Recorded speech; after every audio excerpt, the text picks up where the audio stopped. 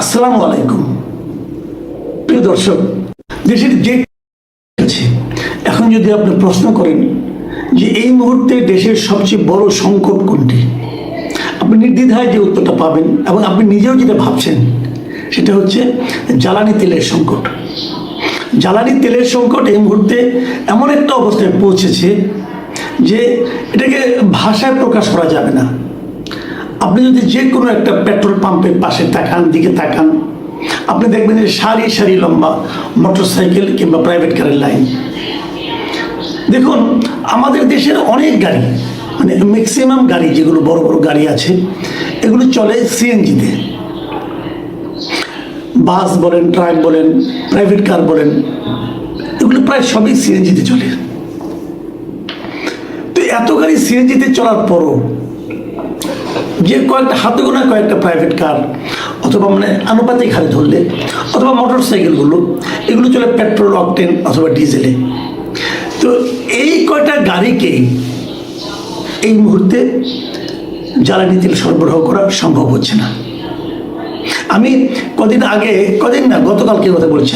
গতকালকে আমি মহাখালীর দিক থেকে আসছিলাম।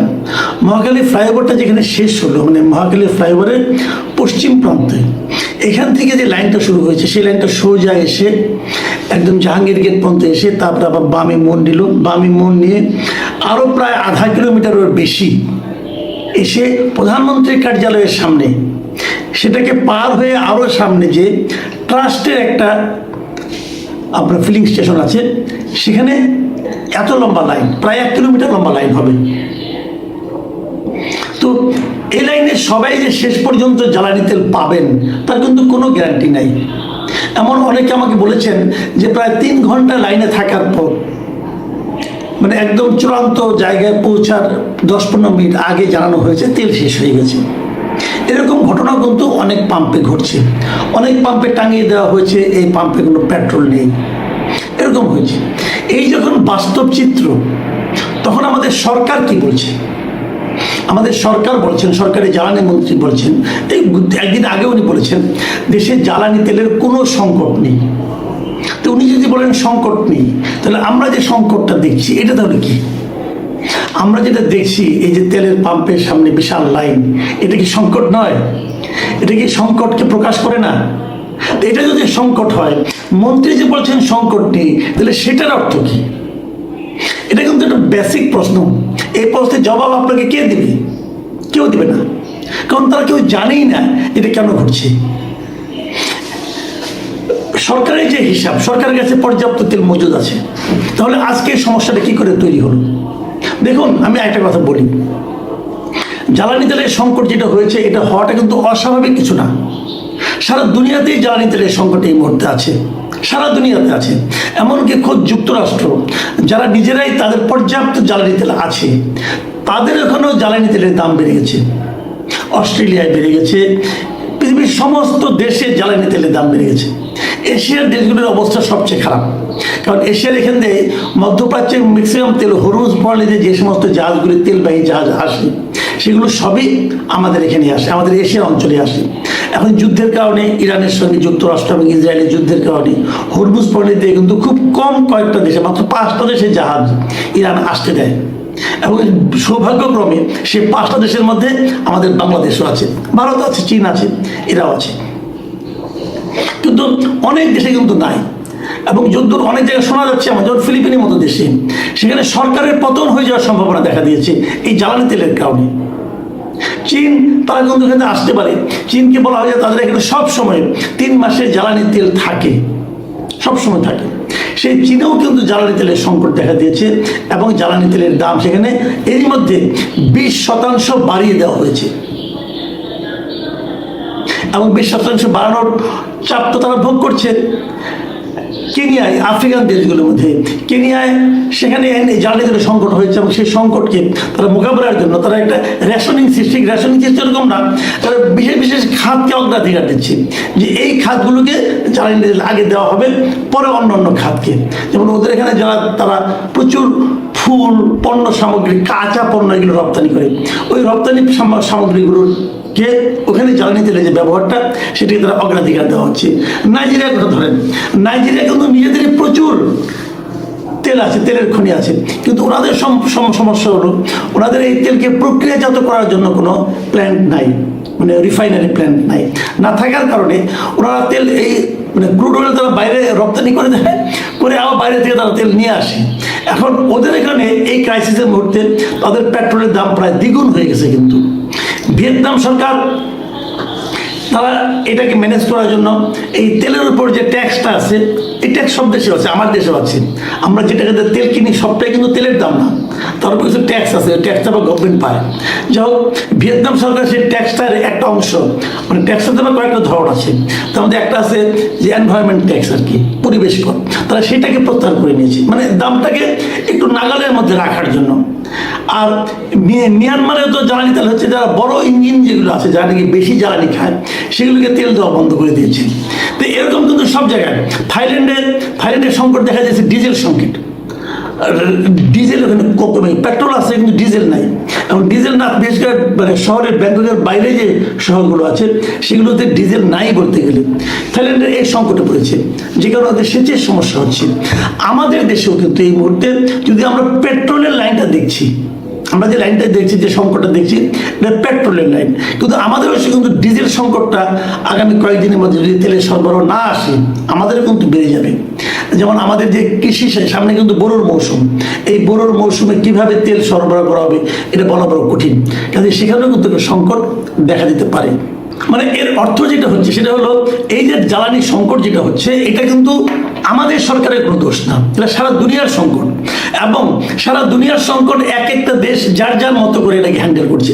আমরা কীভাবে হ্যান্ডেল করছি, যদি সত্য কথা বলতে হয় তাহলে আমরা হ্যান্ডেল করছি পুরো জিনিসটাকে কিছু অসাধু ব্যবসায়ীর হাতে ছেড়ে দিয়ে তাদেরকে এখানে কৃত্রিম সংকট তৈরি করার সুযোগ দানের মাধ্যমে আমরা এই সংকটটাকে এনজয় করছি অথবা হ্যান্ডেল করছি। কি বলবেন আপনি?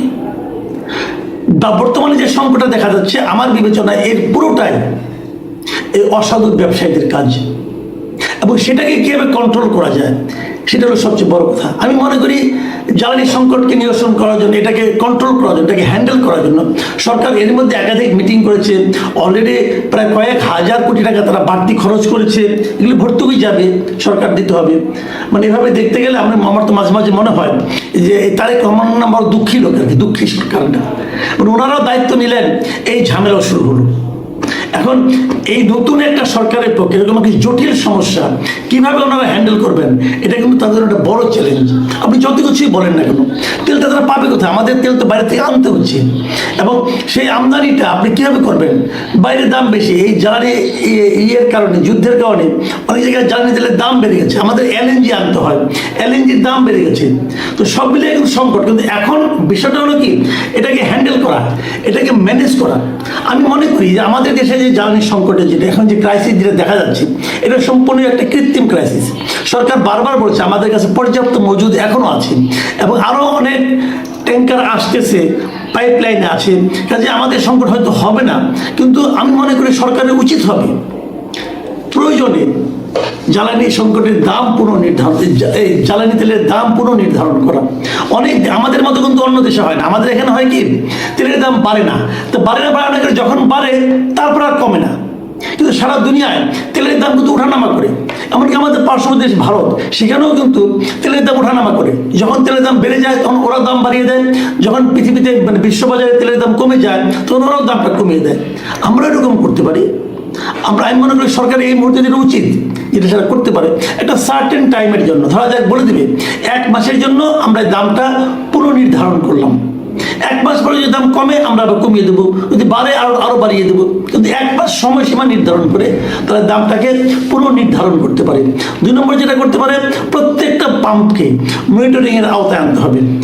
এই কারণে তারা যে পরিমাণ তেল এখানে দিচ্ছে, ঠিক সেই পরিমাণ তেল তারা বিক্রি করছে কিনা তার একটা কঠিন হিসাব তারা নিতে পারে। কিভাবে নিল, কোন গাড়িতে নিল, প্রত্যেকটা হিসাব তাদের এখানে থাকতে হবে। এরকম একটা মনিটরিং সিস্টেম তারা ক্রিয়েট করতে পারে। যে পাম্প এই কাজে অনিয়ম করবে তাদের বিরুদ্ধে তাৎক্ষণিকভাবে কঠোর শাস্তি দিতে হবে। অলরেডি সেই শাস্তির প্রক্রিয়া কিন্তু শুরু হয়ে গেছে। অনেক পাম্প মালিকের বাড়িতে আন্ডারগ্রাউন্ডে এরকম জ্বালানি তেল, অনেক তেল মজুদ পাওয়া গেছে, তাদের বিরুদ্ধে অ্যাকশন নেওয়া হচ্ছে। সরকারকে দেখলাম তারা বেশ কঠিন অ্যাকশন নিচ্ছে, এই অ্যাকশনগুলি নিতে হবে। আরেকটা দেখলাম খুব সুন্দর, আমার ভালো লাগছে, যে একটা পুরস্কার ঘোষণা করেছে। যে যদি তারা মজুদদারকে ধরিয়ে দিতে পারে তাহলে তাদের পুরস্কার দেওয়া হবে। এইভাবে যদি অগ্রসর হয় তাহলে আমি মনে করি আমাদের তেলের দামও, আমাদের তেলের সংকটটাও আমরা হয়তো নিয়ন্ত্রণে রাখতে পারবো। আমি জানি না সরকার এটা কীভাবে হ্যান্ডেল করবে, কিন্তু এটাই কিন্তু সরকারকে ভোগাবে। সরকার যদি এই জিনিসটাকে একটু ভালোভাবে হ্যান্ডেল না করতে পারে, এটা কিন্তু আখেরে আমি মনে করি বড় ধরনের একটা বিপর্যয় তৈরি করবে। আরেকটা কথা বলতে শেষ করতে চাই, সেটা হলো কথা বলতে গিয়ে সতর্কভাবে কথা বলতে হবে। এই যে আজকে যে ক্রাইসিসটা, এই ক্রাইসিস শুরু কিন্তু এই জ্বালানি মন্ত্রী করেছেন। উনি আরো 10-12 দিন আগে হঠাৎ করে একদিন রেশনিং সিস্টেম চালু করে দিয়েছেন। ওই রেশনিং সিস্টেমটা চালু করার মাধ্যমে রেশনিং তো হয়নি, মানুষের মধ্যে আরো আতঙ্ক তৈরি হয়েছে। এই ধরনের আতঙ্ক তৈরি করে এমন কথাবার্তা যত কম বলা যায় ততই ভালো হবে। প্রিয় দর্শক, আমরা জানি না সরকার কতদিন এটা পারবে, কারণ একটা হিসাবে দেখলাম যে সরকার নাকি প্রতিদিন 167 কোটি টাকা ভর্তুকি দিচ্ছে জ্বালানি তেলে। এটা এই সরকার কতদিন দিতে পারবে, এটাও কিন্তু একটা বড় প্রশ্ন। কাজে সবগুলি মিলিয়ে চিন্তা করতে হবে।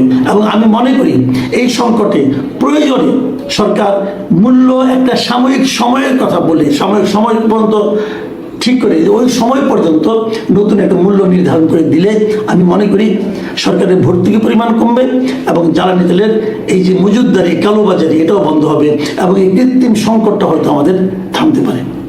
প্রিয় দর্শক, এখন এই পর্যন্তই। আল্লাহ হাফিজ।